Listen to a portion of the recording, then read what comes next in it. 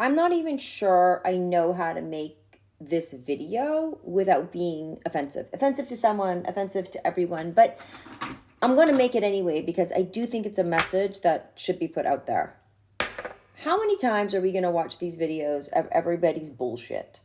The meditation in the morning, the hike, the quiet time, the natural daylight on your face, the special coffee, the greens, the infrared sauna, the red light therapy, lymphatic drainage, acupuncture, acupressure. I live in Malibu, so don't get me wrong. I've done every single one of these things. The sound bowls, the sound bath. I am not saying that these things aren't good. I'm not saying that. What I am saying is you shouldn't feel less than. You shouldn't feel like you must do these things to be complete or be successful or be anything. These things are options. They're things that are in right now. I guess I'm kind of sick of watching people flaunt these unrealistic, hard to maintain lifestyles and present them as normal, right?